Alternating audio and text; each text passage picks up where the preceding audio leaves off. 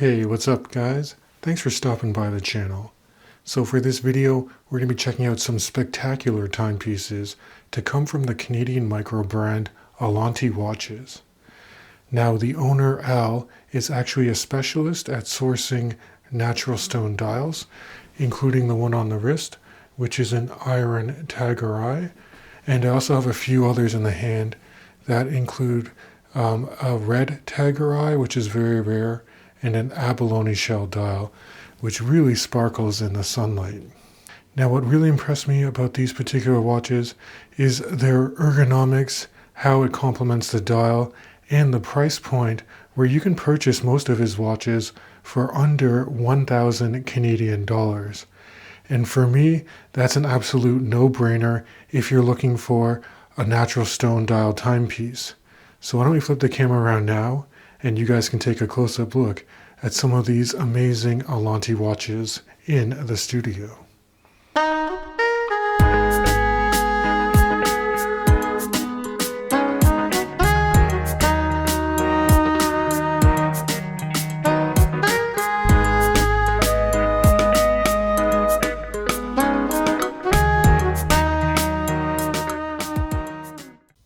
So now that we're in the studio, we can take a closer look at some of these amazing Alanti watches, and I do have a few to show you for this video. So on the left is my personal iron Taggerai dial. Dead center is the red Taggerai that my brother purchased, and then the owner Al was kind enough to lend in this Abalone shell dial for this review as well. These watches were purchased at the recently held Vancouver Timepiece Show. So I'm going to start things off by talking about my personal timepiece, which is this iron Taggerai dial. In certain angles, it definitely looks just kind of like a matte brown, but then if you get it out in natural light or certain angles, that iron really shines through. It's kind of like looking into a Taggertail ice cream. It's a very unique effect you don't see on many watches. So the retail price for this particular watch is 990 Canadian dollars. And that's the watch head plus an Alanti supplied leather strap that's either going to be brown or black, and it will come with a pin buckle, or you can also have a deployant as well, which is a nice touch to have. Before going into the actual specifications and dimensions of the watch though, I just want to briefly touch on how cumbersome it is to obtain and work with some of these rare stone dials, especially as a small micro brand. First off, you have to go out and find them, and then you're competing for the source of those dials with much larger manufacturers. And I'll also say that there's a high failure rate for putting these dials together. In most cases, you're looking about at a 1 in 5 success rate, depending on the material being used. And then what Al did was also challenging in the sense that all of the hour markers are then applied onto the dial, which is another level of potential failure. It's much easier to just kind of like paint on hour markers and a logo and call it a day. So you're getting a very unique timepiece that is very difficult to source and work with for a price that is quite outstanding when you think about it. Now in terms of the case dimensions, all these watches have the same footprint. It's a 38mm case diameter, although it has very small bezels, and the dial diameter is 35 millimeters. So even though it's a fairly compact watch, it does give you a lot of wrist presence. Now, if you look at the side profile for these watches, the lug-to-lug distance is only 44 millimeters. And then in terms of case thickness, it's only 10.3 millimeters from the bottom of that screw-down case back and then to the top of a slightly domed sapphire crystal, which has 6 layers of anti-reflective treatment to help show off the gorgeous rare stone dial beneath.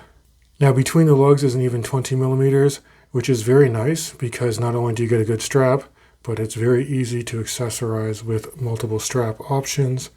And this particular one tapers down to about 18 millimeters before you hit the Alanti signed deployant clasp, which is nicely milled out. And then even on the underside, you can see that the strap is branded with Alanti here, and they have quick release spring bars, which is nice because that means you can easily swap to different straps or a bracelet if you'd like to. And here's a quick in-studio wrist shot just to give you a sense for how well this watch would wear on a larger 7.5-inch wrist. And the ergonomics are very nice. I mean, it's a fairly compact watch, but still gives you a lot of wrist presence. In terms of weight, it's only about 72 grams when you combine the watch head with this strap and deployant buckle here. And yeah, I mean, short lug-to-lug distance, so it's going to accommodate so many different wrist sizes. And again, it looks amazing on different strap options as well. So now we're going to switch gears here and talk about the red Tiger Eye. Exact same retail price at 990 Canadian dollars. This one comes on a black leather Alanti branded strap. Similar deployant buckle here, same case diameter and case design. Everything is of high polish, so it definitely gives off a dressier vibe. But the other thing I like about these timepieces is that there's some features here that make it more robust and suitable for an everyday wear. First off, it's 50 meters of water resistance on this watch, so not like your typical dress watch with only like 30 meters. And then on top of that, the applied markers and handset, aside from being nicely diamond cut and faceted, also have lume applied to them. So not only getting good legibility during the day and at different lighting angles to show off the dial, if you go into poor lighting situations, you can still get a quick read of time quite accurately, which is really impressive that Alanti did that in my humble opinion.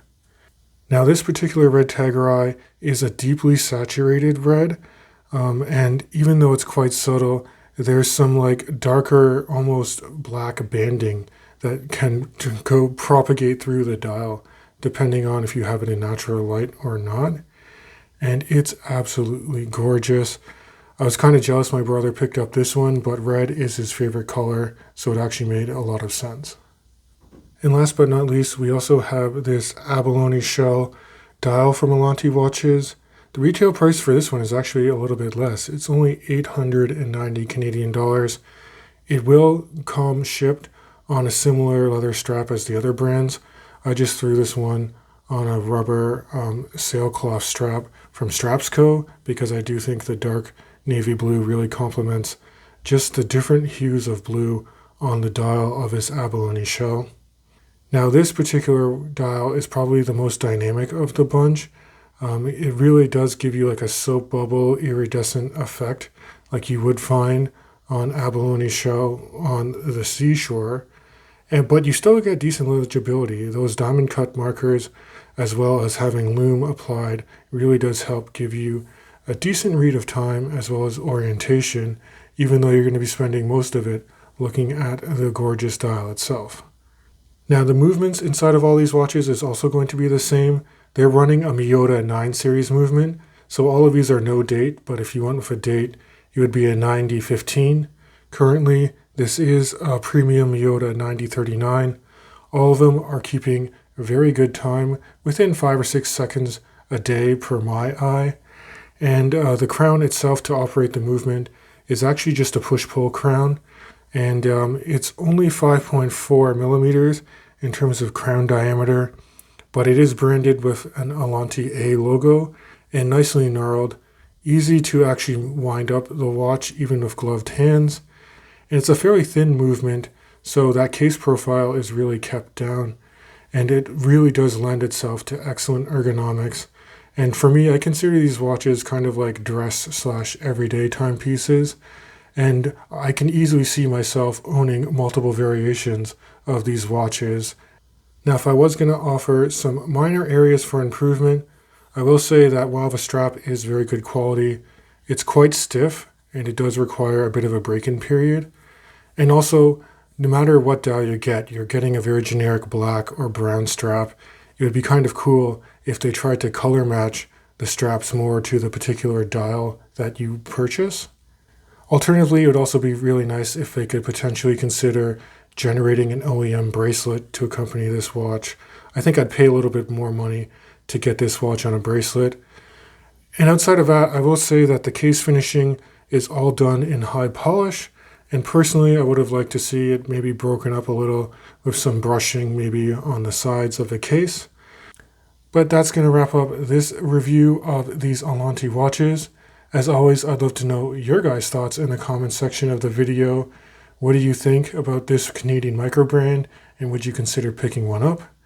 I really do want to thank Al for lending in the Abalone shell dial, as well as taking the time at the Vancouver show to talk to my brother and myself. So that's going to wrap up this review, and as always, I can't wait to catch you guys in the next video.